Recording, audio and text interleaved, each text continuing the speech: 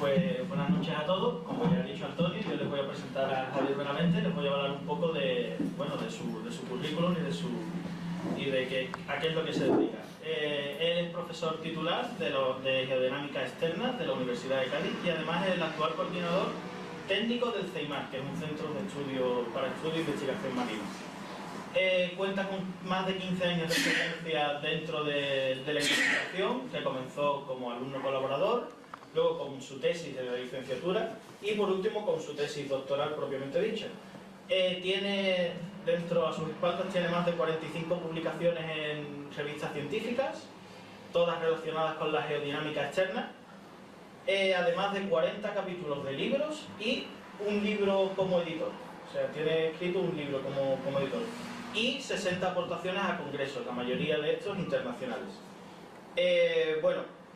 Dentro del ámbito investigador podemos destacar sus estancias en centros del extranjero, como la Universidad de Ferrara, en Italia, y la Universidad de Sydney, en Australia. Y terminando ya, dentro de su ámbito docente, destacan sus 10 años como personal dentro de la Universidad de Cádiz y de la Universidad de Pablo de Olavide, de Sevilla, y además da clase en los dos másteres que la Universidad de Cádiz tiene, que son el máster de Oceanografía y en Gestión Integrada de Costas. Así que...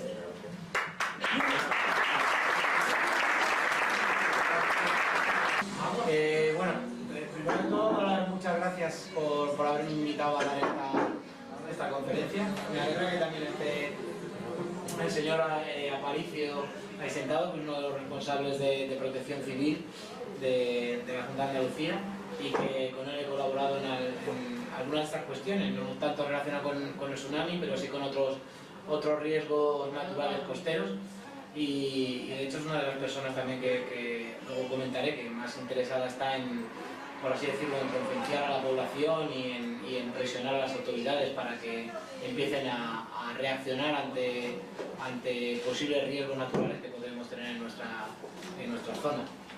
En mi charla quiero dar una visión general de cómo es un tsunami, cómo se producen, cómo genera el impacto en la costa y la problemática que tenemos, y luego hacer un poco de foco en lo que fue el tsunami de 1755, que fue el tsunami histórico del que se tiene recuerdo en Cádiz, y por último ver la situación y cuál es la situación de riesgo real que podemos tener en la ciudad de Cádiz, ¿no? En la situación actual. Lo primero de todo me gustaría, por explicar de dónde viene la palabra tsunami, y viene del japonés, del tsunami, que básicamente lo que significaba era ola en el puerto, indicaba una gran ola que ha azotado, por desgracia para los japoneses, muchas veces sus costas, y que se introducía dentro del puerto, pero más que en el puerto, no era dentro propiamente del puerto, sino dentro de las instalaciones del puerto, dentro de las casas. Es decir, era una ola que llegaba a donde vivía la gente.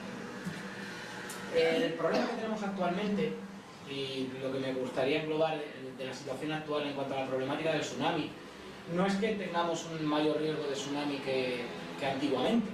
De hecho, el problema que tenemos actualmente en las costas, desde el punto de vista del estudio de los tsunamis, es que en época histórica registros de tsunami solo tenemos 2 en las costas gaditanas. Eso no significa que haya habido otros tsunamis. El problema es que no había gente poblando esas costas, o gente que sobreviviera a ese impacto.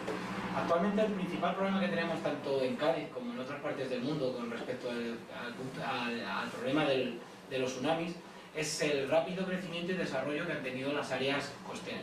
Es decir, las áreas costeras, dentro del incremento de la población mundial que tenemos, han supuesto que sean las áreas donde actualmente se concentra más del 50% de la población mundial.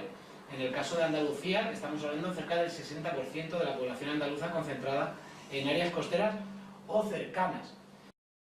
Por otro lado, el desarrollo de infraestructura, que antes eran pequeños puertos y ahora son grandes instalaciones portuarias. El puerto de Cádiz ya tiene una historia muy grande, pero otra de las ciudades que estuvo muy afectada por el tsunami, que por ejemplo fue Huelva, pues ha tenido un desarrollo portuario en los últimos 60 años que no tiene nada que ver con hace 4 siglos. Es decir, son unas instalaciones mucho más grandes y además muchas de ellas incluso con depósitos peligrosos de productos químicos. Luego tenemos también una alta concentración de la industria pesquera y, en el caso, por ejemplo, de la Bahía de Cádiz, acuícola. Es decir, que no hay solo que tener en cuenta a la hora de hablar de riesgos la cantidad de pérdida de vidas humanas, sino también de las pérdidas económicas. O sea, por ejemplo, uno de los problemas que ha tenido Japón después del tsunami que impactó sobre las costas fue la grave desaceleración económica que provocó el tsunami, porque muchas de las industrias que estaban cercanas a las zonas costeras fueron totalmente destruidas, con la destrucción no solo de esa industria, sino de todos los puestos de trabajo. Y en nuestras costas, por supuesto, quizá la parte más importante sería el impacto que podría tener sobre el turismo, teniendo en cuenta que toda la provincia de Cádiz, no solo la ciudad de Cádiz, está basada en mucha de la actividad económica en el turismo, que, como se ha visto en el caso de Indonesia, pues tuvo un impacto durante 3 años siguientes después del tsunami bastante grande, ¿no? Es decir, la destrucción de hoteles, albergues, pequeñas urbanizaciones, etc. ¿Cuál es el impacto real que tiene el tsunami? Pues fundamentalmente, como veremos en alguna de las imágenes, el principal no es tanto el impacto físico de una gran ola, sino el impacto fundamental es la inundación. Y esa inundación va a acarrear, el problema fundamental que suele acarrear a medio y largo plazo es la contaminación de aguas potables, o, en nuestro caso, la provincia de Cádiz, tendríamos la pérdida de las principales infraestructuras y, en nuestro caso, el abastecimiento de agua, aparte de carreteras, trenes y demás, que quedarían destrozados durante al menos semanas o meses incluso. Y, por último, otro de los problemas que viene asociado es a la rotura de los suministros gas y eléctrico, y que, como han podido ver en algunas imágenes, por ejemplo, del tsunami de Japón, lo que acabó generando fueron incendios y explosiones. Es decir, no está solo el impacto del tsunami, sino toda la problemática que se genera, y que en muchos casos es una problemática que se arrastra a lo largo de semanas, meses e incluso años. Luego veremos en cómo se hacen los mapas de riesgo para intentar solventar esa problemática, ¿no? Que el impacto o la resistencia a ese impacto sea lo mayor posible. En cuanto a la definición de lo que sería un tsunami, lo que me gustaría que quedara claro durante esta charla es que los tsunamis no tienen nada que ver con las olas normales. No tienen absolutamente nada que ver, ni en la física que los controla, ni en la forma cómo van llegando a la costa, cómo se propaga, cómo se dice en el argot, ni cómo se comportan durante la rotura. Y no tienen absolutamente nada que ver. De hecho, para que se hagan una idea, un tsunami, como luego veremos, en el mar abierto no se distingue, lo habrán escuchado alguna vez, porque tiene mucha menos altura que una ola de viento. Es decir, una ola de viento podemos tener olas como la más grande registrada en el Golfo de Cádiz por temporales, me parece que fue de 11 metros, 11 metros en el año 96. Es una ola enorme. Sin embargo, el tsunami de Lisboa no alcanzó esa altura, y veremos luego cómo el impacto fue muchísimo mayor.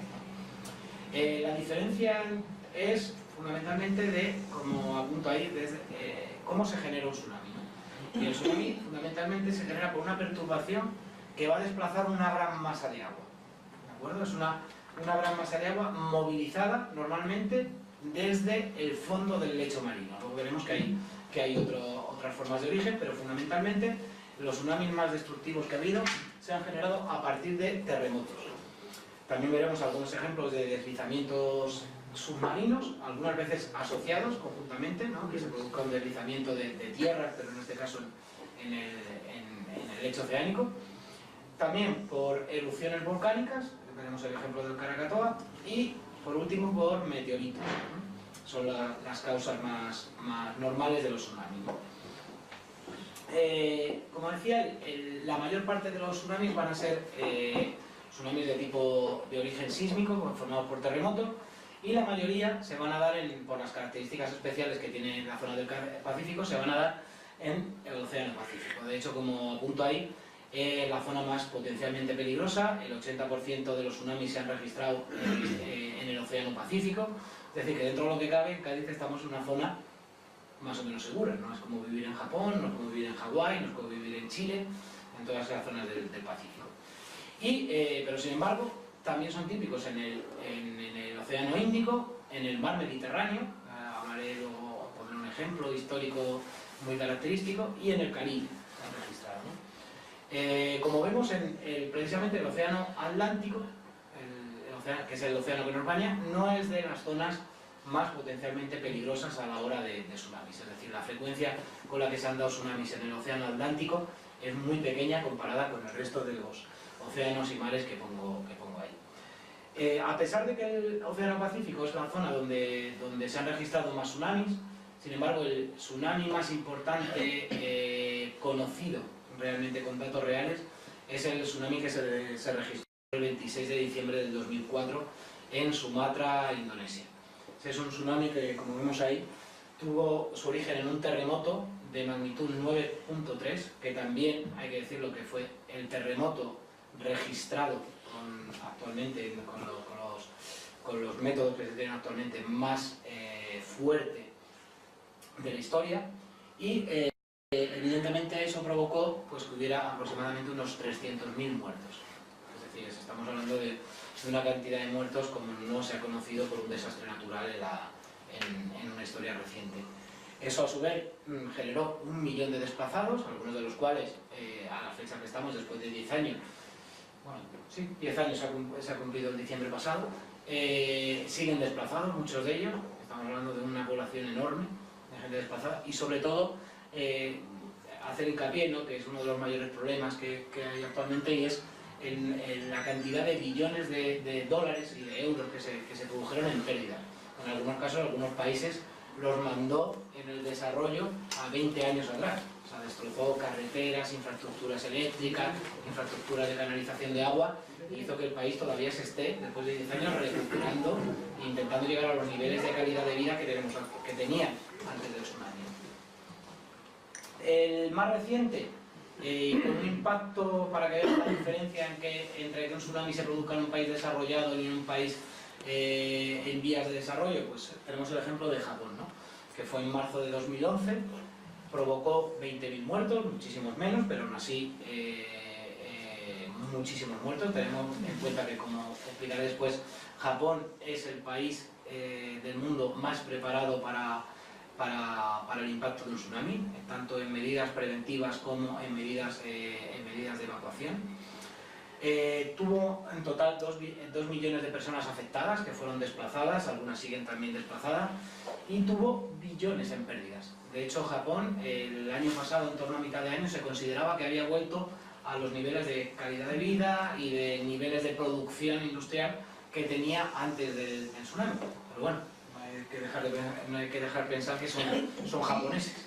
O sea, se han recuperado de bombas atómicas, de guerras mundiales, de terremotos, de tsunamis, y lo han hecho, en este caso lo hicieron en cuestión de prácticamente 2 años y medio, 3 años, ¿no?, a pesar de haber dejado un país destrozado. Bien, como decía, la mayoría de estos tsunamis, los 2 casos que hemos visto, son tsunamis generados por terremotos.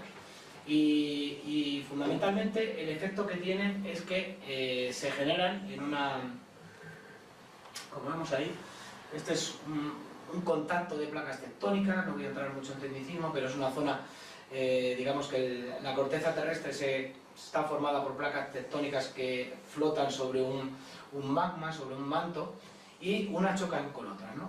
En nuestro caso, la falla que tenemos aquí, que hablaré luego, tenemos una falla que se desplaza lateralmente, genera una fricción lateral, por tanto no es de las más peligrosas, pero normalmente las fallas que colisionan frontalmente o que generan incluso subducción, es decir, que una de las placas entra por debajo de la otra, son las que generan los mayores terremotos, las que generan por tanto los mayores tsunamis.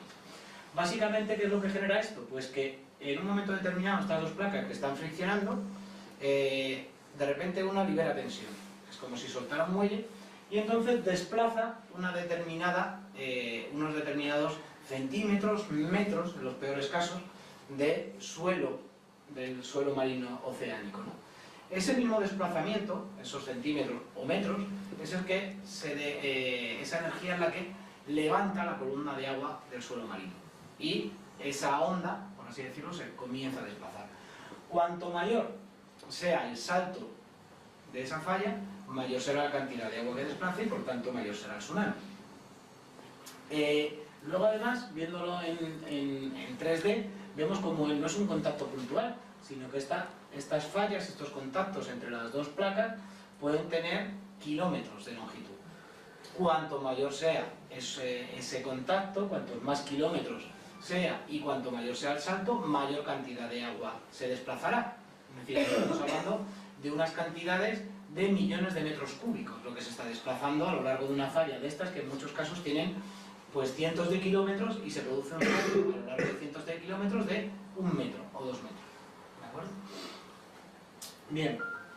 Aparte, existen otros factores fundamentales, y es que aparte de la superficie de desplazamiento o del salto vertical que haya tenido la falla, es que en muchos de esos casos, es un caso que por ejemplo se produjo en el tsunami del terremoto de Lisboa, se puede producir un deslizamiento submarino. Es decir, por ejemplo, tenemos esta falla de aquí tenemos un montón de sedimentos depositados. Cuando se produce el salto, aparte del salto que genera esa falla, se produce un deslizamiento, una caída masiva de sedimentos que a su vez genera también otro desplazamiento de agua. Es decir, uno genera una onda de tsunami y el otro genera otra onda de tsunami. Es decir, eso empeora los casos y en la mayoría de los casos donde se ha producido un terremoto submarino se genera también ese deslizamiento. Y otra cuestión importante es a qué profundidad se ha producido el terremoto. Es decir, no es lo mismo que el terremoto se produzca, por ejemplo, el salto de esa fricción se produzca a gran profundidad, con lo cual la onda del terremoto se va atenuando a medida que llega a la superficie, que ese terremoto sea superficial. Cuanto más cerca de la superficie sea el terremoto, mayor será la probabilidad de que genere un tsunami. ¿De acuerdo? Básicamente, resumiendo, si tenemos un terremoto que se produce muy someramente, es decir, a pocos kilómetros de la superficie de la corteza terrestre, asociado a una zona donde se pueden producir deslizamientos de sedimentos, que además sea en una falla de gran longitud y que además el salto que se produzca, ese movimiento que se produzca, sea de varios metros, eso va a generar por seguro un tsunami de proporciones bíblicas, es decir, va a generar un tsunami tipo al de Indonesia o tipo al generado en las costas de Japón. Otros tipos de tsunamis pueden ser generados por simplemente deslizamientos submarinos. Como decía, hay algunos asociados a terremotos, que serán los peores, pero hay otros simplemente que se producen por un deslizamiento, simplemente por una sobrecarga del sedimento que hay en el lecho marino. De hecho, un caso que se produjo hace unos 40-50 años fue en Marsella, un pequeño tsunami, debido a un deslizamiento submarino que no estaba asociado a un terremoto. Ese tsunami normalmente van a ser de muy poca intensidad, es decir, es un tsunami que va a llegar a las costas y, salvo los especialistas, mucha de la gente no lo va ni a detectar. Le va a parecer simplemente una ola o una marea que de repente sube el agua hasta una zona que normalmente no llega, pero no va a generar mayor problema. Solo cuando están asociados a terremotos. Y, por último, deslizamientos que no sean submarinos. En la historia hay algunos asociados sobre todo a terremotos o a volcanes que han generado grandes tsunamis. Por ejemplo, que no afectó a nadie, gracias a Dios, pero es el tsunami de mayor altura registrado en la historia, ¿no? Es en la bahía de Lituya Bay, en Alaska, y para que lo entiendan fácilmente, aquí, después de un terremoto, se produjo un deslizamiento de tierras. Habrán visto alguna vez los telediarios, después de lluvia, esos corrimientos de tierra que caen y acaban tapando casas y demás. Pues en este caso hubo un corrimiento masivo de tierra que cayó directamente dentro de la bahía. Eso fue como tirar, para que se hagan una idea, una piedra dentro de una palangana. Todo el agua de la bahía salió enfrente de la zona donde se había producido el corrimiento de tierra y generó uno de los tsunamis de mayor altura, prácticamente 500 metros de altura de pared de agua. Las únicas personas que lo vieron fue un padre con su hijo que estaban pescando en esta bahía y salieron fuera de la bahía y se salvaron, y fueron los que hablaron de que lo que se había producido allí era realmente un tsunami. Actualmente pueden ver la foto actual, esta fue la foto después del tsunami, y siguen viendo cómo hay una vegetación totalmente diferente de donde llegó el tsunami y de la zona donde no llegó. Y aquí vienen algunas de las alturas, ¿no? 120 metros, 400 metros, 800 metros, y la zona de enfrente pues prácticamente 1000 y pico metros, ¿no? La altura media de la ola de tsunami en toda la bahía pues en torno a unos 500 metros, y pues gracias a Dios no era una zona donde no había poblamientos, no había ninguna ciudad y no produjo ningún daño, ¿no? Pero es un caso curioso de cómo se genera un tsunami. Bien, otras causas que puede tener el tsunami pues son las erupciones volcánicas. El más grande del que se tiene constancia real, ahora comentaré otro ejemplo, es el de la isla del Krakatoa. En 1883 generó un tsunami de más de 40 metros de altura. Y esta isla, que está en medio del Pacífico, el tsunami alcanzó Panamá, con también decenas de metros de altura ese tsunami que generó. Hay otro ejemplo, que de hecho es el que habrán visto en algún documental, y que hablan también un poco de la leyenda de la Atlántida, con el tema de la isla de Santorini. La isla de Santorini, en Grecia, donde una caldera volcánica estalló y la mitad de esa caldera volcánica, es una montaña, deslizó sobre el mar y generó un tsunami, se cree, ¿no? Y ese tsunami supuestamente arrasó la civilización minoica y arrasó la isla de Creta. Estábamos hablando de un tsunami que pudo tener en aquella época más de 100 metros de altura. Lo que ocurre es que no hay una constancia real como el caso de la isla del Krakatoa, pero se piensa que fue el caso de la isla de Santorini. Y por último también el impacto de asteroides, que de hecho se cree que fue el mayor impacto de asteroides registrado sobre la faz de la Tierra, que fue el causante de la desaparición de los dinosaurios, y que se piensa que creó un tsunami que llegó a cientos de kilómetros tierra adentro y creó una altura de ola superior al kilómetro. Se cree que, por ejemplo, en la zona del Caribe, del Mar Caribe, hay depósitos en lo alto de algunas montañas del Yucatán que algunos investigadores dicen que fue debido al impacto de ese gran asteroide. De hecho, no tomo muchos datos porque realmente son algunas de las teorías que hay actualmente, pero en épocas recientes no hay datos fehacientes de que haya habido tsunamis generados por impactos de asteroides. O sea que, básicamente, resumiendo, nos quedaremos con la idea de que los tsunamis, fundamentalmente, van a estar en el 90% de los casos generados por terremotos submarinos, es decir, terremotos que se produzcan normalmente en los lechos de las zonas más profundas, ¿no? Una vez viendo cómo se genera ese tsunami, como les decía, ese desplazamiento o ese movimiento del fondo del lecho marino, básicamente lo que se genera es una onda. Aquí tenemos el perfil de una ola, donde tenemos la cresta de la ola, lo que se llama el seno de la ola, y con algunos datos que son bastante característicos, ¿no? Esta sería la altura de la ola, que es la diferencia entre la altura de la cresta y el nivel medio del mar, no el seno, y la longitud de la ola, ¿no? Básicamente, para ver un poco las diferencias que tenemos con unas olas normales, las que podemos tener hoy en la playa de la Victoria, la longitud de onda, es decir, la distancia entre una cresta de ola y la siguiente, en el caso normal de las olas que vemos normalmente, nosotros estamos hablando de 100 metros, 60, 70 metros. Cuando hablamos en Cádiz, por ejemplo, de un mar de fondo, que hablan los marineros, estamos hablando de olas que pueden tener una longitud de onda a lo mejor de 200 metros, ¿no? Con unos periodos en torno entre la llegada de una ola y otra de 15, 16 segundos, 18, en los casos más exagerados, ¿no? Esas serían las ondas de viento. Pero en el caso de un tsunami, fíjense que tenemos longitudes de onda de entre 100 y 600 kilómetros. Es decir, estamos hablando de una magnitud, de un orden de magnitud que no tiene absolutamente nada que ver con las olas de viento. Estamos hablando de una centenares de metros y la otra centenares de kilómetros. Ya vemos una diferencia importante. En cuanto al periodo, estamos hablando que en las olas normales el periodo es de segundos. Las que podemos tener hoy posiblemente tengan entre 7 y 8 segundos. Un día de mar de fondo en verano, 18, 19 segundos, 20 a lo sumo. Y aquí estamos hablando de periodos de minutos hasta horas, entre la llegada de la primera ola de tsunami y la siguiente. Porque los tsunamis no llegan una ola, llegan varias, que es uno de los mayores efectos que suelen tener. Y otra característica importante y que a veces hace que sean muy difíciles de detectar los tsunamis, y es que en mar abierto, es decir, en medio del Golfo de Cádiz, vamos a tener alturas de ola menores de 1 metro. Cuando las olas, por ejemplo, aquí en el entorno del Golfo de Cádiz, estamos hablando de la altura media en torno a 1 metro y algo. Es decir, las olas que vemos de viento, nosotros son visibles y son perceptibles por el ojo humano. Las olas de tsunami en mar abierto no se detectan. No se detectan visualmente. Bien, esto que, básicamente para que lo entiendan, va a generar un problema fundamental con los tsunamis, y es que vamos a estar siempre en lo que nosotros llamamos como aguas someras.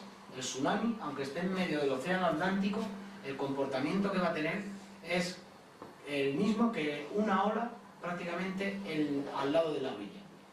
Eso va a significar, para que, sin entrar en muchas formulaciones, eso va a significar que según la física de las ondas, la velocidad va a ser enorme. Según esta fórmula, que depende de la raíz cuadrada de la gravedad multiplicada por la profundidad, cuando estamos en profundidades de 4 o 5.000 metros, si eso lo multiplicamos por 9,8, estamos hablando de que los tsunamis, las olas de tsunami, tienen velocidades de cientos de kilómetros por segundo. Es decir, esto ya nos indica que un tsunami puede estar atravesando el océano, los grandes fondos abisales, a unas velocidades que le permiten cruzar el océano Atlántico en cuestión de pocas horas. Es decir, ni siquiera los aviones a reacción son capaces de llegar antes en un tsunami. O por ejemplo el océano Pacífico. En cuestión de pocas horas, el terremoto de Japón, en cuestión de 10 horas me parece que alcanzó las ondas del tsunami alcanzaron Chile.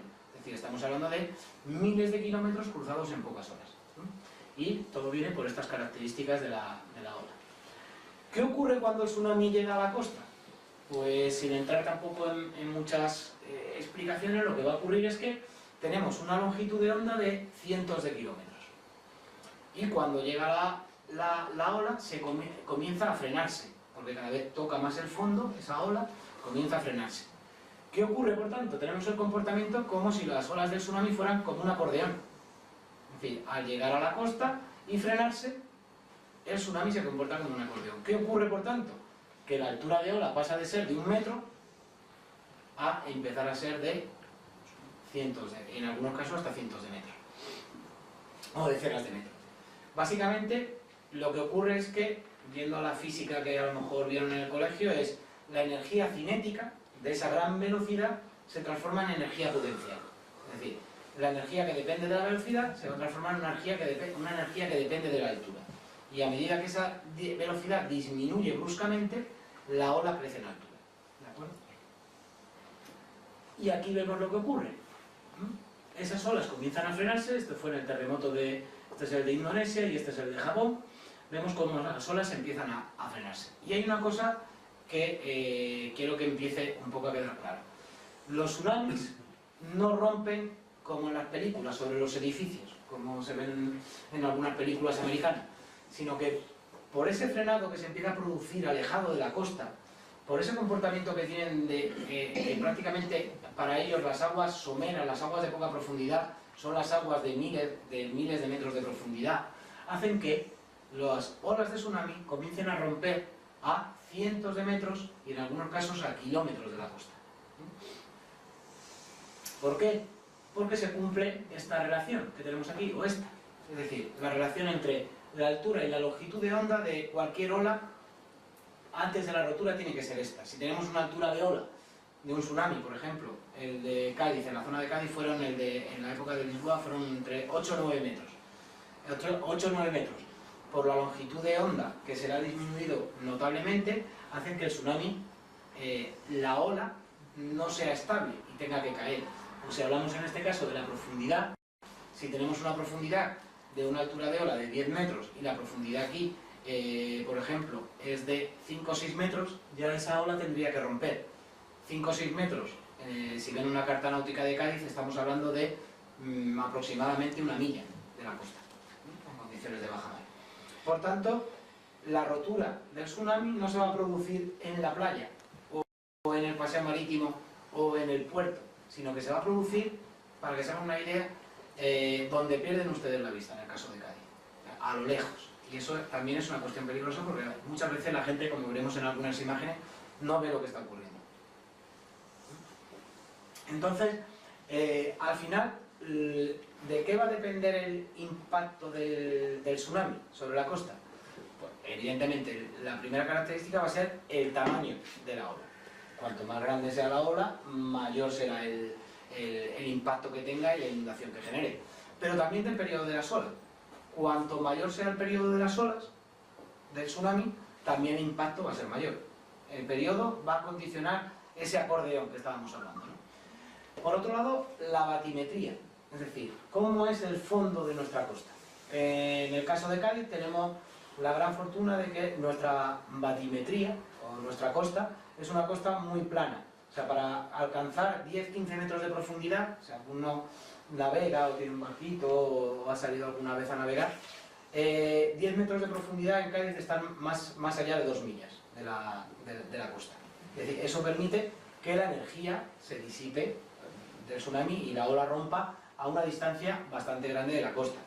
También hace que sea menos peligroso. La forma de la costa. Ahora veremos el ejemplo que ocurre en los puertos, que tiene un problema fundamental en los estuarios. Si tenemos una costa expuesta y lineal, el efecto del tsunami es menor que dentro de una bahía. Luego veremos el efecto que puede tener el tsunami, por ejemplo, dentro de la bahía de Cádiz. Al entrar dentro de una bahía, de un puerto, la ola se amplifica, aumenta de altura, contra todo lo que pensemos. La marea.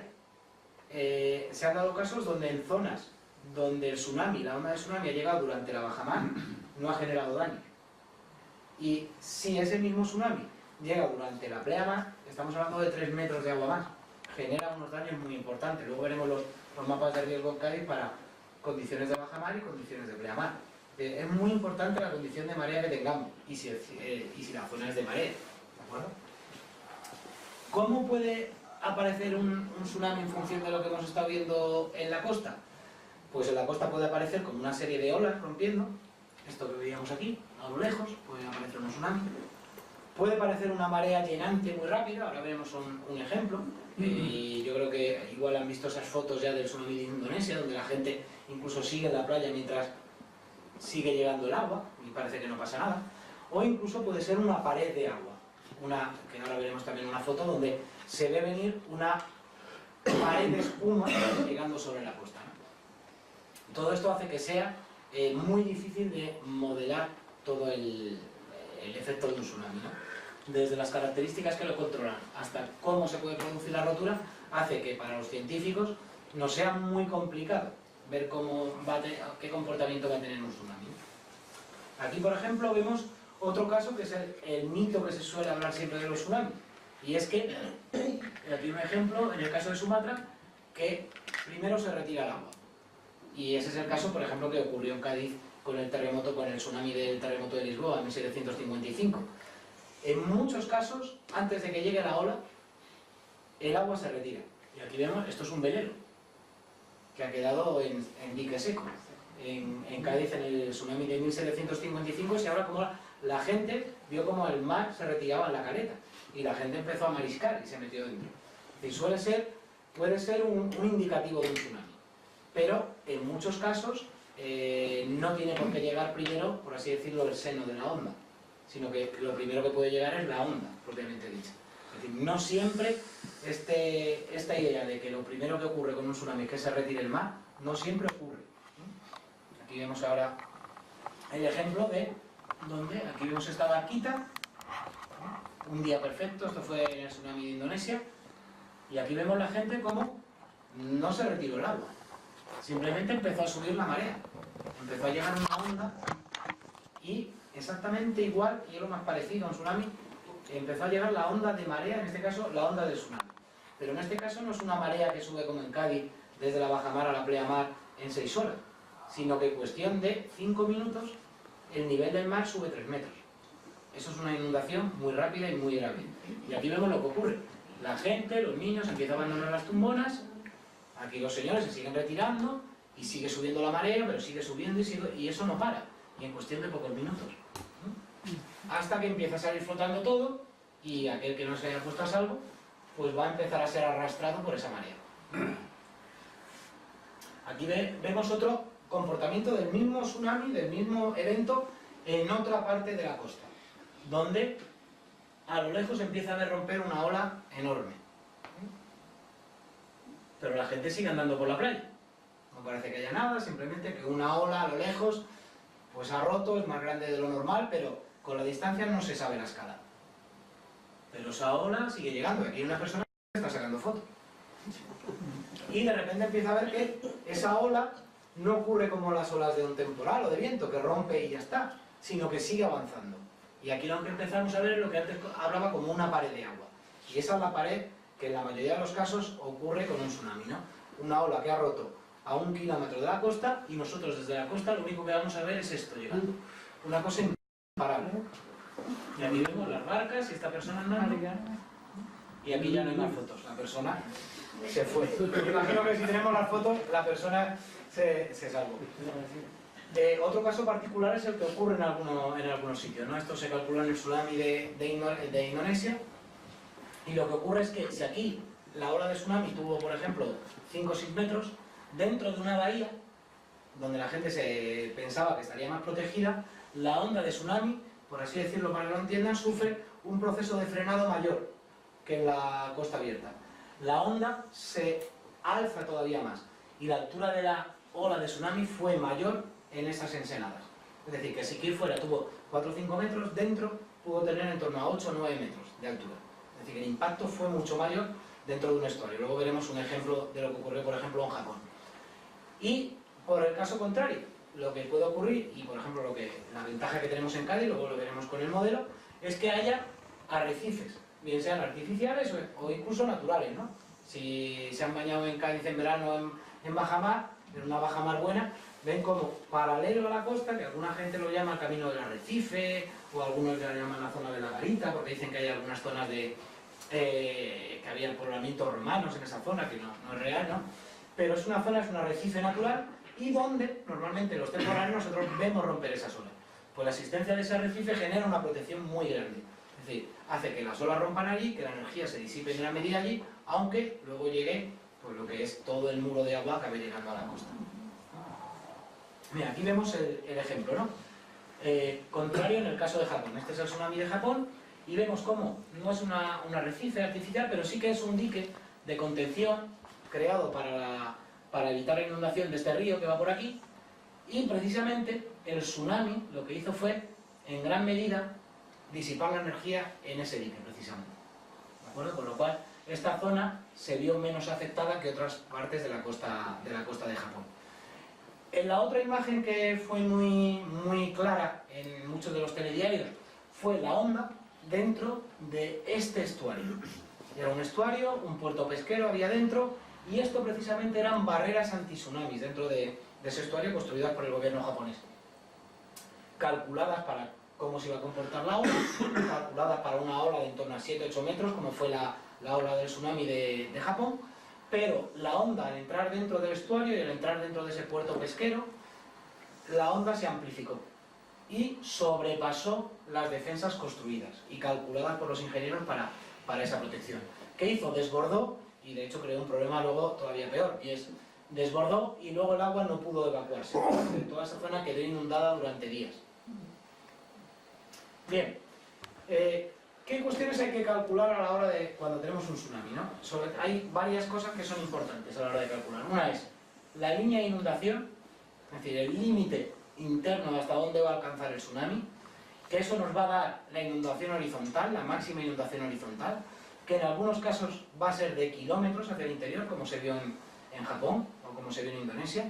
Y por otro lado, no he encontrado la traducción al castellano, es el run-up, es decir, el recorrido en altura de la ola, que va a depender de la topografía también. Y que en algunos casos, en los tsunamis más extremos que se han visto, por ejemplo, en la costa del Pacífico, en el caso de Chile, han llegado hasta 30 metros de altura. ¿De acuerdo? Antes hablábamos que el máximo alcance en la bahía esta de Alaska fueron 500 metros, pero bueno, era un caso muy particular, con unas condiciones muy extrañas, pero bueno, y en una montaña. Pues en el caso de Chile se han visto registros de hasta 30 metros de altura en la ladera de una montaña, ¿no? Hasta donde llegaba el tsunami. Bien, el otro problema que generan, aparte de ese mayor alcance o mayor altura que pueden alcanzar, es la cantidad de residuos que pueden arrastrar. Ese es uno de los que causa más muertes y que causa más daños y pérdidas. Porque al final el tsunami, cuando empieza a generar la inundación, como veíamos, pues muchas veces no genera graves problemas, como veíamos esa gente retirando las toallas y las tumbonas. Pero a medida que sigue creciendo esa marea, esta imagen es de una zona que está posiblemente detrás de la zona de tumbonas que veíamos. Aquí hay una tumbona andando. Y vemos cómo ese flujo, que además empieza a ser a gran velocidad, arrastra todo lo que encuentra a su paso. Arrastra coches, arrastra incluso casas, esas casas y cabañas que están construidas en madera. Y todo eso a su vez actúa como si fuera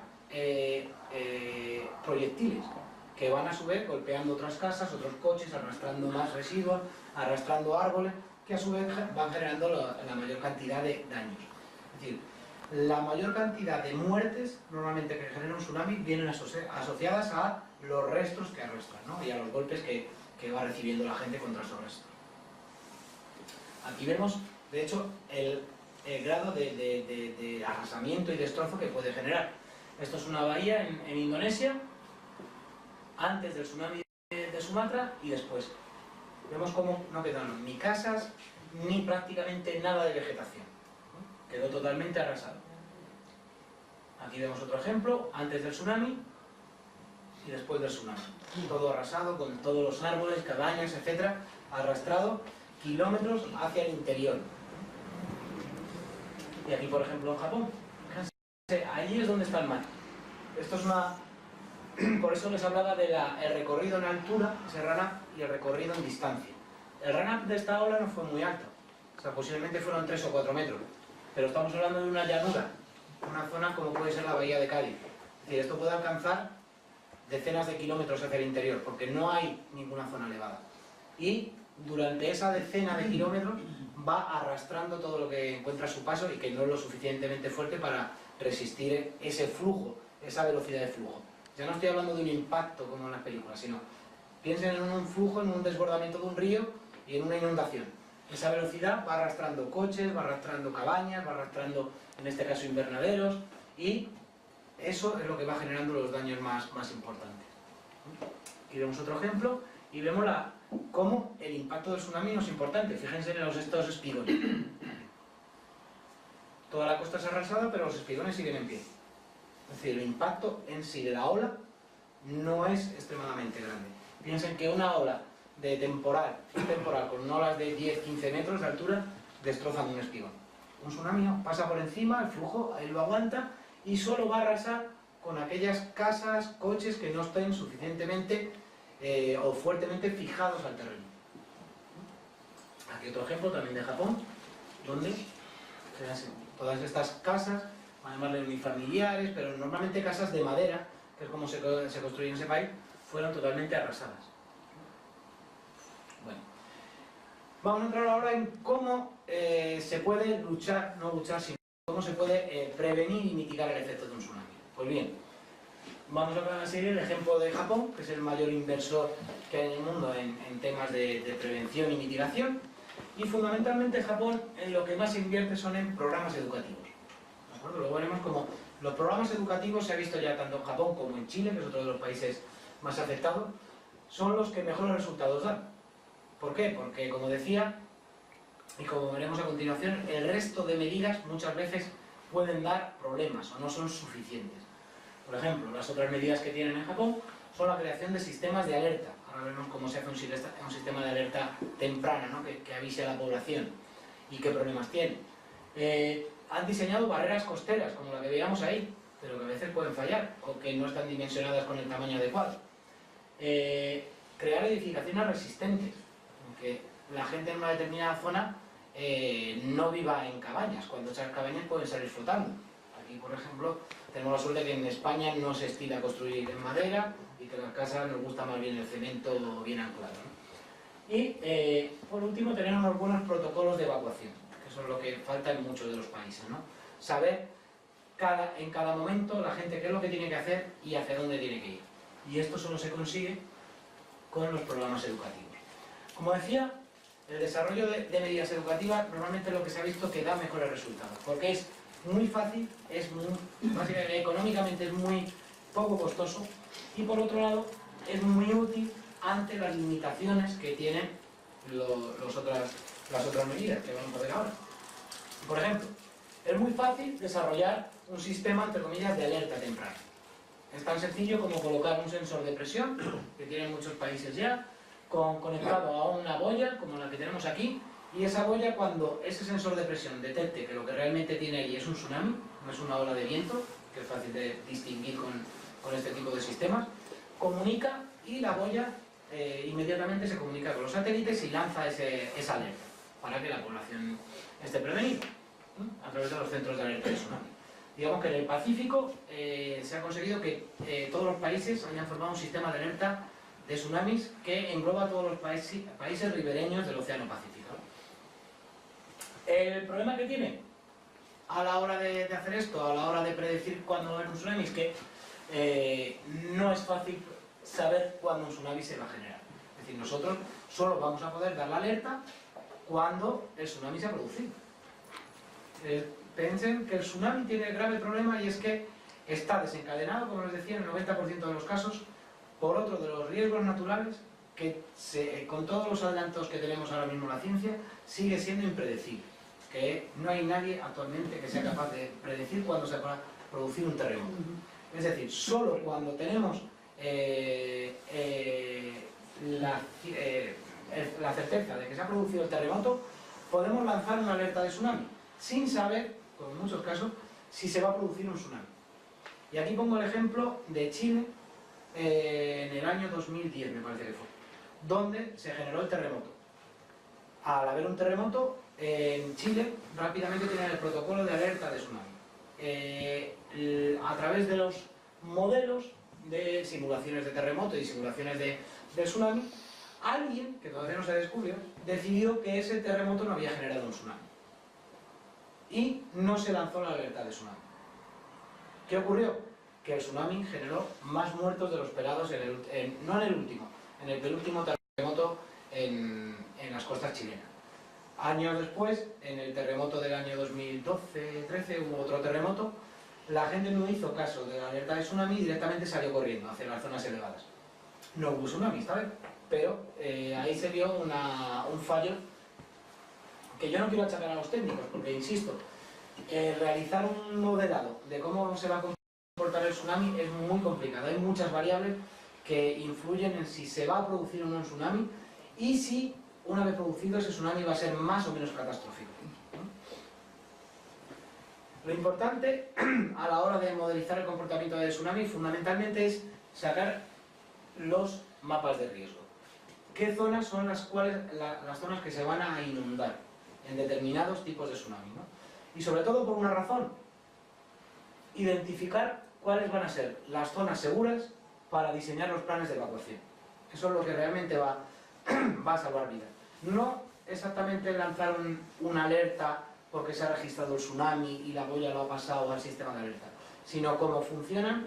A mí me gusta fundamentalmente cómo funciona un país como Chile, y es: se ha detectado un terremoto, la gente está educada, conoce los mapas de inundación, conoce las zonas seguras, y la gente, sin que nadie lance la alerta de tsunami, como se vio y el ejemplo que ponía que falló, la gente directamente sale corriendo hacia las zonas seguras. Es lo que más vidas salva. Y sobre todo, ¿por qué? Por el poco tiempo de acción. No hay tiempo para decidir si un terremoto ha generado el tsunami, si ese tsunami va a ser catastrófico y si al final va a llegar a tal o tal otro sitio. Sino que en muchos casos, tenemos aquí el Océano Pacífico, y tenemos como en muchos casos, en el caso de Indonesia, la población no tuvo más de 10-15 minutos. ¿De acuerdo? En muchos casos cruzó el océano Pacífico en cuestión de 3-4 horas. Pero las zonas más cercanas a Sumatra no llegaron a 10 minutos, entre que se produjo el terremoto y llegó el tsunami. Es decir, y vuelvo a poner el ejemplo de Chile. En Chile hay mucha gente, y tengo amigos viviendo en Chile, que en el momento que se detecta un terremoto, ellos no tienen más miedo al terremoto, sino que tienen sobre todo miedo al tsunami. En el momento que se produce el terremoto, salen corriendo hacia las zonas más elevadas porque tienen miedo de que lo que llegue es el tsunami, que suele ser mucho más mortífero. Bien, en el caso de Europa, para ir viendo dónde nos encontramos, aquí tenemos un registro de tsunamis históricos. Y para que se hagan una idea, para Europa, para la Unión Europea, las zonas azules son las zonas de riesgo y que además se han detectado tsunamis en época histórica. Es decir, estamos aquí, en España nos encontramos en Cádiz, Málaga y en la zona de Almería, en esta zona del Mediterráneo en torno al sur y norte de Francia, sur de Francia y norte de Italia, el sur de Italia, por supuesto, la zona del mar Egeo. son las zonas donde históricamente ha habido tsunamis y donde se cree que hay un riesgo potencial de tsunamis. Por otro lado, las zonas naranjas son zonas donde hay un riesgo potencial de tsunami, si bien no hay un registro histórico claro de un impacto grande de tsunamis, ¿no? Bueno, en Cádiz, como les decía, cumplimos todos esos requisitos, ¿no? Y bueno, y centrándonos en el tsunami, que históricamente se registró en Cádiz, primero quiero hacer un pequeño inciso. Este es el tsunami donde tenemos todos los registros históricos. Es decir, estamos en 1755, donde hay una plena conciencia, donde hay un poblamiento ya bastante grande de la costa y donde tuvimos registros a lo largo de toda la costa del Golfo de Cádiz, pero también de la costa portuguesa e incluso de la costa marroquí, de cómo se produjo el tsunami, de cuánto tardó en llegar, después del terremoto que también se existió en Cádiz, pero eso no indica que en Cádiz no hubiera habido con anterioridad otros tsunamis. De hecho hay uno que es claro, y en la época, estamos hablando de época romana, estamos hablando en torno al siglo IV, V después de Cristo, se cree que hubo un tsunami, que de hecho es una de las causas por el hundimiento de la ciudad de Bailo Claudia, en Bolonia. Hubo un terremoto y un tsunami asociado con posterioridad. Pero es que en la Edad Media, en el Golfo de Cádiz, también hubo otro tsunami. ¿De acuerdo? Lo que ocurre es que el poblamiento durante la Edad Media, también en el Golfo de Cádiz, fue pequeño. Entonces el impacto no fue tan grande. Pero a nivel histórico estamos hablando de que al menos en el Golfo de Cádiz se han registrado 4 tsunamis. Desde época más o menos romana. Y algunos dicen que la desaparición de determinadas culturas tartésicas en la zona del Golfo de Cádiz están hablando de un gran tsunami también aproximadamente hace unos 3.000 años, que también destruyó algunas de las ciudades de la ría de Huelva, o lo que era la ría de Huelva en aquel entonces, ¿no? Es decir, que estamos hablando de que es una zona donde, que a pesar de que tenemos registro seguro del tsunami de 1755, se piensa que ha habido casi con total seguridad 4 tsunamis de gran magnitud en época histórica, ¿no? Simplemente como ejemplo, en 1756, aproximadamente un año después del tsunami del terremoto de Lisboa, hubo otro en las costas de Cádiz, pero fue muy pequeño. Hubo un registro, pero el tsunami no tuvo el impacto que tuvo este, y fue un tsunami posiblemente donde las alturas no llegaron a 1 metro, metro y medio, más allá de eso. Bien, volviendo al tema del tsunami de Lisboa, se produjo el 1 de noviembre y se produjo en esta zona, en el Banco de Coringa. La magnitud del terremoto, piensen que les hablaba antes de que el terremoto de Indonesia ha sido el más grande registrado, 9.3, este fue en torno a 8.5 se piensa, es decir, un terremoto de los de grandes magnitudes, que generó un gran tsunami. ¿Por qué? Porque además de la magnitud grande que tuvo, fue un terremoto muy somero, es decir, a muy poca profundidad, muy superficial, que además se produjo a lo largo de 300 kilómetros de zona de compresión. Es decir, estamos hablando de una gran masa de fondo oceánico moviéndose a la vez, en torno a esa zona de convergencia de las dos placas. Y por otro lado, se piensa que esto generó también a su vez un deslizamiento submarino, es decir, que se produjo una gran caída de sedimentos a lo largo de ese banco de Coringa. Esa es aproximadamente la zona que tenemos aquí. Vamos a marcar y que está enfrente de nuestras costas. Este, vuelvo a decirlo, es el peor escenario, por ejemplo, que está barajando la Unión Europea, que vuelva a haber un movimiento tectónico en este banco de Coringa. Porque en fechas recientes ha habido otros terremotos en esta zona. Ya hace poco ha habido varios terremotos registrados en frente del Golfo de Cádiz, en la zona de Huelva, etc. Pero no es en esta zona que realmente donde se generan grandes terremotos. Son pequeños terremotos y que evidentemente en la mayoría de los casos, dada su baja intensidad, no van a generar un tsunami. Es un poco la preocupación que ha habido hace un mes aproximadamente. A partir de este foco, las ondas de tsunami se fueron propagando, tanto hacia el norte de Portugal como hacia la costa del Golfo de Cádiz, incluso hacia la costa de Marruecos, ¿no? Y esto fue lo que se detectó en Lisboa. En Lisboa tuvimos un terremoto de esa magnitud, de 8.3, donde produjo ya 70.000 muertos, ¿no? Pero es que los temblores que afectaron a toda esa zona generaron un tsunami gigante. ¿Por qué? Porque además estamos en el estuario del Tajo. Acuérdense lo que les comentaba que ocurre en las zonas de estuario de bahía. La onda del tsunami se amplificó dentro del estuario del Tajo. Y se cree que esa onda del tsunami creó otros 20.000 muertos por encima de los 70.000 que había creado ya el terremoto. Es decir, a los 30 minutos aproximadamente, me parece que fueron, llegó esa onda de tsunami y acabó arrasando la ciudad de Lisboa. Y piensan que ese tsunami acabó cruzando el océano Atlántico y llegó a las costas de Estados Unidos, a la costa este, para dar una idea, a la zona de Nueva York. Un tsunami de 3 metros, mucho más pequeño que el que atacó nuestras costas, pero también un tsunami en esa zona, ¿no? ¿Qué ocurrió en toda nuestra costa? Pues que incluso llegó a entrar dentro del estuario del Guadalquivir, incluso hay registros de que subió el nivel del agua dentro del Guadalquivir hasta Sevilla, pero sobre todo afectaron a la costa de Huelva y de Cádiz, ¿no? En algunos casos, después de 20 minutos empezaron a llegar ondas de tsunami a la costa de Huelva, pero en nuestro caso fueron aproximadamente en torno a la hora aproximadamente cuando empezaron a llegar a la costa de Cádiz. Tuvimos olas de entre 10 y 15 metros a lo largo de toda la costa y según los registros tuvimos en torno a unas 6 olas. No fue un solo tsunami, fueron 6 olas de tsunami con un periodo que se calcula entre 20 y 40 minutos, ¿no? Vamos a ver algunos efectos a lo largo de la costa y con algunos registros desde el punto de vista geológico, en la mayoría de los casos que tuvimos, ¿no? Y vemos ejemplos en Cádiz, en la bahía de Cádiz, en Torregorda, en Trafalgar y en la playa de los Lances, en Tarifa, que nos indican esos registros hasta dónde llegó el tsunami, ¿no? Bien, en la bahía de Cádiz, en la playa de Valdelagrana, aquí enfrente, pues vemos unas formaciones, estas de ahí, las veremos en detalle actualmente. Esos depósitos de ahí nos indican que son depósitos de tsunami, se denominan abanicos de desbordamiento y están formados por el oleaje viniendo de esta zona de aquí. Y eso solo pudo formarse por una ola de una gran proporción. Si conocemos la cota actualmente de dónde están esos depósitos, sabremos hasta dónde llegó a la cota máxima del tsunami. Y esos depósitos están aproximadamente a unos 8 metros de altura, respecto al nivel del mar actual. Y nos están indicando dónde llegó ese tsunami de Lisboa, ¿no? Aquí, en la caleta, han paseado por la calle de La Palma, ¿no?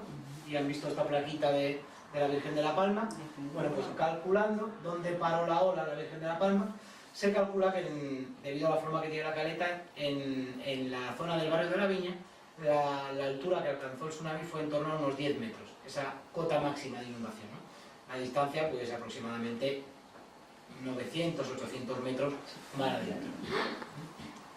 En Torregorda no se han encontrado restos claros, pero nosotros asociamos estos grandes bloques a la llegada del tsunami en la zona de Torregorda. Solo un tsunami o una ola de estas proporciones pudo generar el depósito de esos grandes bloques que hay en la zona de la plataforma de Torregorda. Por otro lado, en toda esta zona había un camino militar en 1755 que fue arrasado completamente y de hecho fue abandonado. Y también nos permite, con algunos arqueólogos trabajamos, calcular la altura que se registró en esta zona, que fue algo menor que en el caso del barrio de la Viña, fue en torno a unos 7 metros.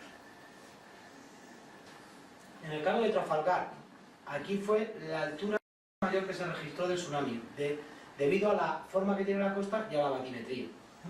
Esto nos ha permitido hacer una cartografía de bloques que vemos aquí hay grandes bloques, aquí hay otros pequeños formando como un abanico, y nos permitió ver, aquí tienen unas imágenes de esos grandes bloques que tenemos a lo largo de la plataforma de Trafalgar. Si van a dar un paseo este verano, fíjense el tamaño de los bloques, aquí hay un pescador.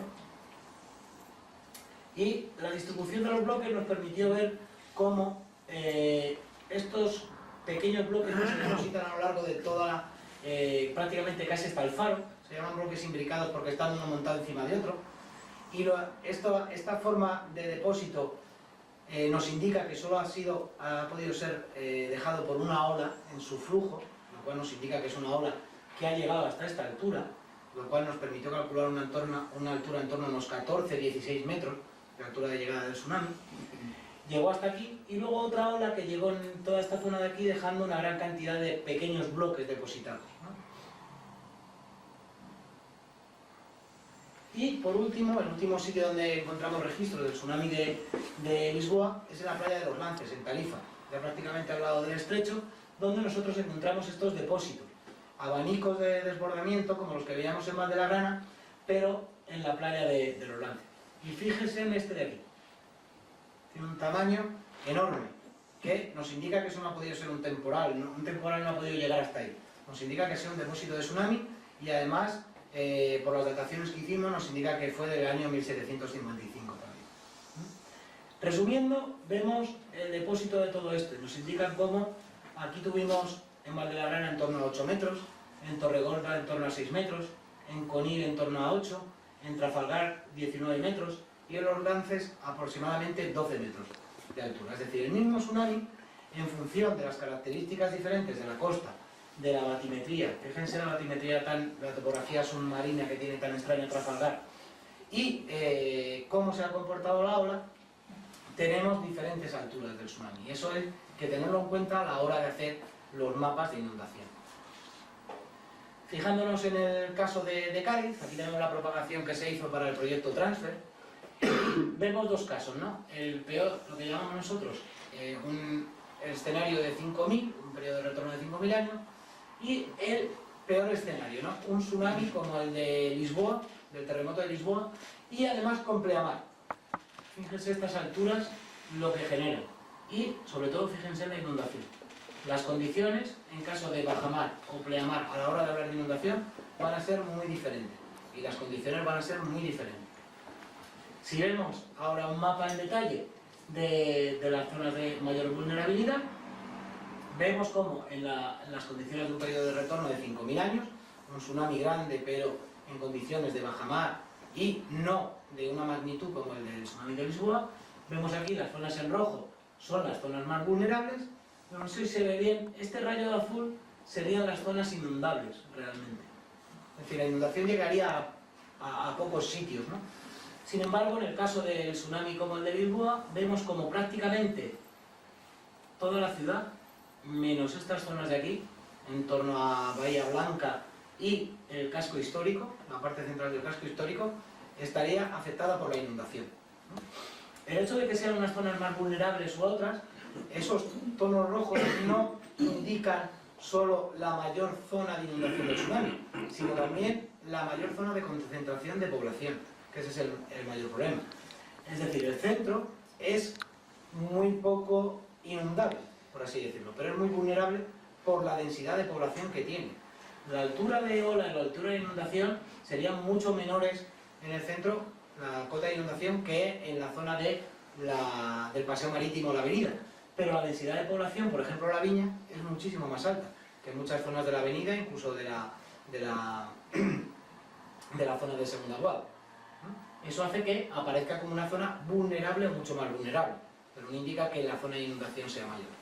En cualquier caso, vemos como las zonas de Bahía Blanca, que son las zonas más altas de toda la ciudad, o del centro, la parte del barrio de San Carlos y la zona de llegada al puerto, serían las zonas más seguras por la mayor altura que tienen.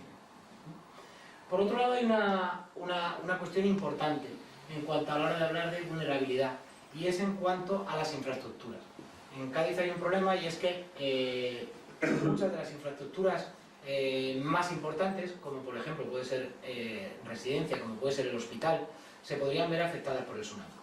¿De acuerdo? Es decir, lo que se busca cuando se hace un mapa de riesgos de este tipo es intentar que las infraestructuras vitales, en este caso los días posteriores al efecto del tsunami, es vital tener un hospital en pleno funcionamiento. Lo que no puede aparecer es que el hospital esté en una de las zonas más vulnerables. O por ejemplo que las infraestructuras de llegada de ayuda a Cádiz, como son las carreteras, también van a ser muy afectadas. Las vías del tren, por ejemplo, quedarían inutilizadas porque toda esta zona estaría inundada. ¿De acuerdo? Estamos ante una zona donde sería imposible la evacuación y donde por tierra sería imposible la llegada de ayuda, medicamentos y alimentos, etcétera, etcétera. ¿De acuerdo? Es decir, estamos ante una zona de alta vulnerabilidad, no tanto porque el tsunami pueda ser catastrófico, no tanto porque el tsunami pueda generar una gran cantidad de mortandad cuando se genere propiamente el impacto, sino que puede dejar una ciudad aislada durante días y a la que sea muy difícil la llegada de agua potable, la llegada de electricidad, la llegada de alimentos o la llegada de ayuda médica. Y donde en algunos casos, en el caso del peor escenario, durante una plaga, en el escenario de 5.000 años el hospital no estaría afectado, pero en el peor escenario, residencia quedaría inutilizada, que sería uno de los problemas más graves, ¿no? Y bueno, y esto un poco ha sido todo.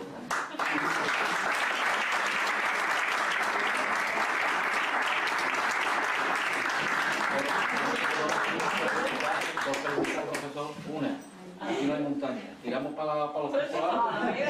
Aquí, eso yo estaba esperando al turno de preguntas. En Cádiz lo más seguro, y bueno, el señor Aparicio que está ahí por el fondo está conmigo desde que hemos trabajado alguna vez.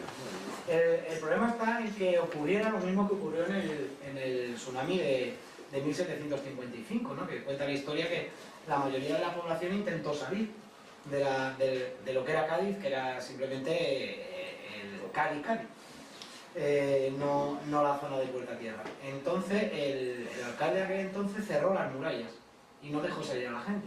La gente que murió en el tsunami de 1755 fue la gente que logró salir, fue la gente que escapó de las murallas y salió corriendo por la parte nueva, que en aquel entonces pues, prácticamente sería una zona de playa y con pocas construcciones. Es decir, lo más seguro fue quedarse en la parte antigua de la ciudad. Y de hecho al alcalde primero lo intentaron matar porque no les dejaba salir, porque piensen que las olas tenían un periodo de entre 40 y 60 minutos. Es decir, que a la gente le dio tiempo de intentar matar al alcalde mientras llegaba una ola y la siguiente, y luego se dieron cuenta, cuando siguieron llegando olas a los 40 minutos, que precisamente las murallas los estaba salvando. Y pasaron de intentar matarlo a sacarlo de hombros. Y por otro lado, actualmente, como veían las imágenes, nosotros en España, en Euskadi, no tenemos unas construcciones unifamiliares en toda la ciudad, y menos unifamiliares construidos sobre madera, como ocurre en Estados Unidos, como ocurre en Japón, sino que aquí la gente hace chalés con buenos cimientos. Y en el caso de Cádiz lo que tenemos son grandes edificios. Edificios que, si bien en algunos casos yo no pondría la mano en el fuego, que son sismoresistentes ante un terremoto, ante un tsunami yo creo que son resistentes, porque vean el ejemplo, no es una ola impactando sobre un edificio, sino que va a ser como una marea, pero subiendo en cuestión de 15-20 minutos, y donde los edificios soportarían esa inundación y la gente lo que debería hacer es irse hacia los edificios, hacia los pisos más elevados. ¿Con eso qué tendríamos? Pues que la gente estaría salvada del impacto, estaría salvada del primer flujo de ese tsunami. Pero, por otro lado, ese es el escenario en el cual no tenemos que tener miedo de lo que ocurriría. Pero por otro lado, estaríamos actualmente sin ningún protocolo de actuación, sino que me corrija el señor Aparicio, sin ningún protocolo de actuación que hay actualmente, estaríamos durante semanas prácticamente sin suministro eléctrico, de agua potable, de alimentos. Es decir, todas las vías de acceso quedarían inundadas durante días, ¿vale? Porque todo el tren está soterrado, el soterramiento quedaría completamente inundado. Yo, como vivo en un noveno, le cobro a los demás. Sí. Y otra pregunta, ¿el puente resiste? Sí, el puente está... El segundo puente, no sé, cuando lo termine.